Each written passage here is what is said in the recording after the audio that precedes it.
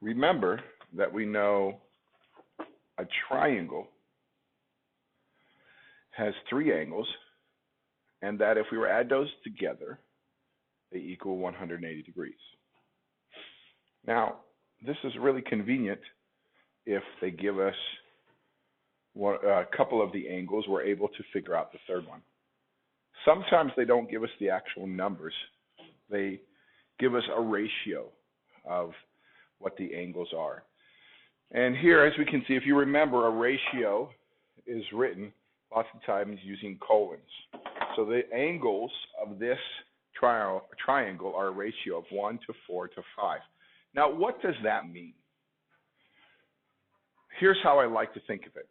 The total number of degrees in a triangle is 180 degrees, and that's broken down into several parts.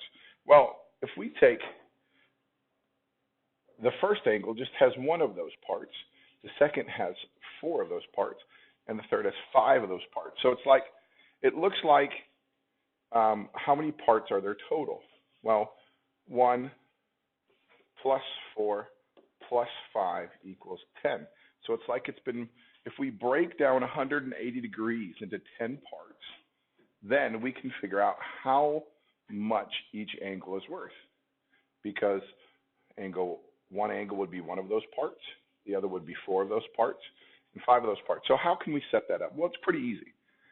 So if we have one of the angles and call it 1x, and the other angle we call 4x, and the other angle we call 5x, right? And we're trying to find out what x is.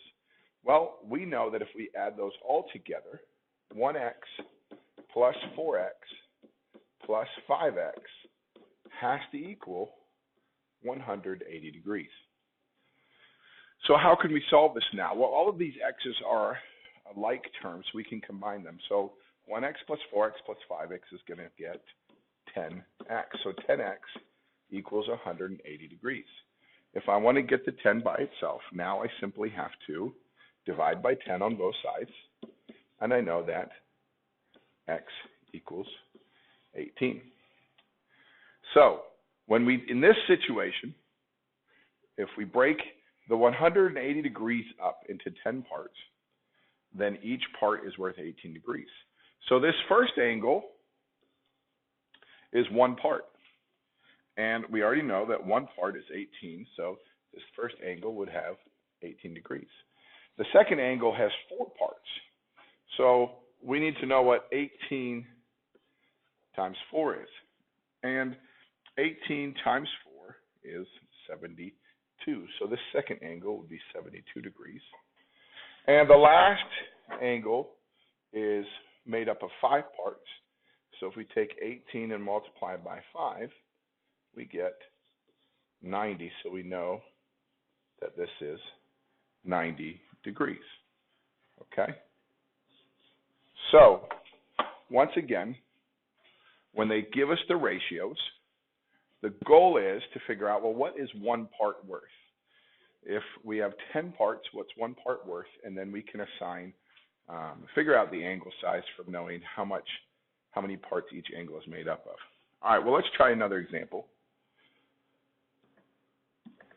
So let's take a look at this one here. It says the measures of the angles of triangle DEF are in the ratio 1 to 3, 1 to 2 to 3. What are the measures of the angles? So similar situation. Now, however, we know that one angle plus the 2x plus the 3x has to equal 180 this time. Okay, so if we add all those together, 1 plus 2 plus 3, we get 6x equals 180 degrees.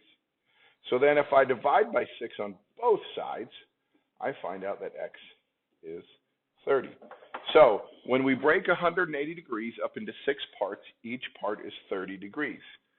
Well, one part of 30 degrees, 1 times 30. So if I imagine doing 1 times 30, is just 30 degrees. So one angle would be 30 degrees. Over here, 2 of those parts, or if I can think 2 times 30, that would be 60 degrees. And then over here, 3 of those parts, or 3 times 30 degrees, that equals 90 degrees. So the 3 angles in this triangle would be 30 degrees, 60 degrees, and 90 degrees. So when they give you the ratios of the angle, or the ratio of the angles in a triangle, you can still figure out what the angles are by understanding that all those angles have to add up to 180 degrees. Go ahead and try the got it for example 2. It's on the other page, page 391. Go ahead and do that now.